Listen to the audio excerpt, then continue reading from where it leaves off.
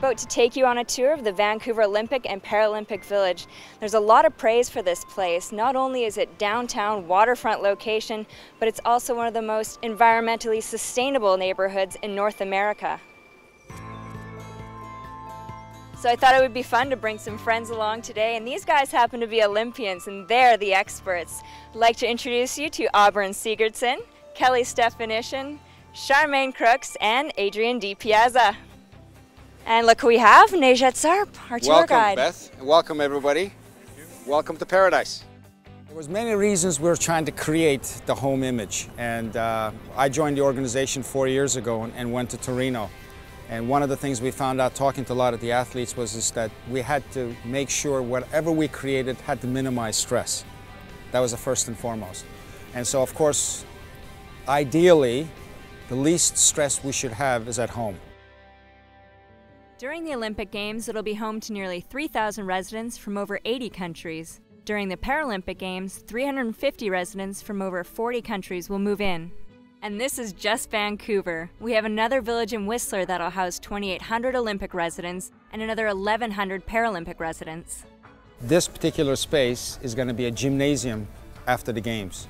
And that's why the building in itself is community center. The entire village is LEED Gold, which means really it's environmentally friendly and sustainable. With the exception of this building, the city really went for a platinum. Now, platinum means that there are probably 3 buildings in North America that have a platinum rating. 50% less water, 50% less energy, so it's really, really environmentally friendly. What do you guys think? Do you remember going to the shops in the villages? Remember that? Yep, getting those souvenirs, bringing all the stuff home. It's exciting. I just wish I could go shopping now. Nejat Sarp is Vice President of Services and Villages. And given his career in luxury hotel management, you know it's going to feel like a 5-star experience.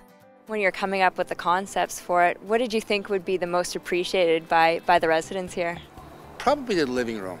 The living room seems to be the one that's a little different than the past games, and that's only because the fact that if we really want to create a home environment, living room plays such an important role. It's very calming in here, I find that, and that's really nice, especially in the middle of a stressful Olympics when you know you have to compete. It just feels so calm and relaxing in here. I love it. So we thought, you know, why don't we make it a market?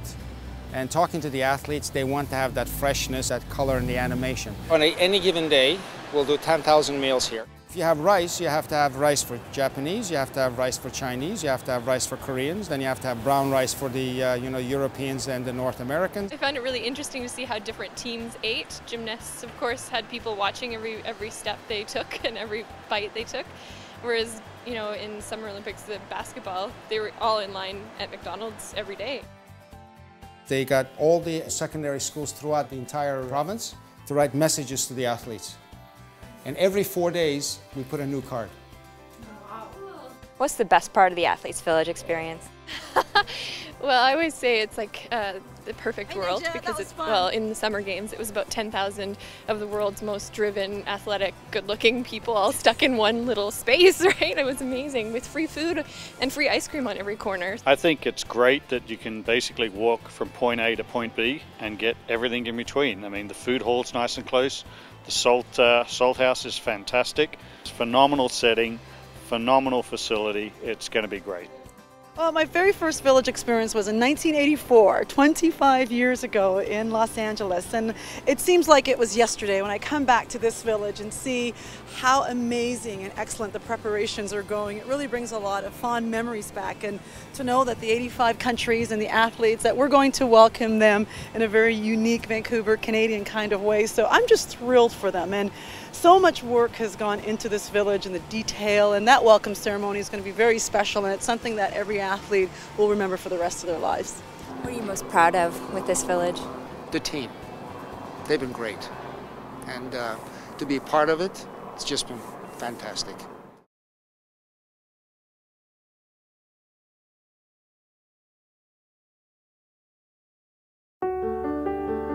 It's big. Beautiful. Laid back.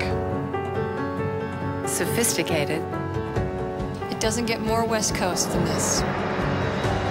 Some call it British Columbia, Canada. But we call it home. British Columbia, 2010. You gotta be here. Pour réussir vos vacances en Colombie-Britannique, visitez hellobc.com.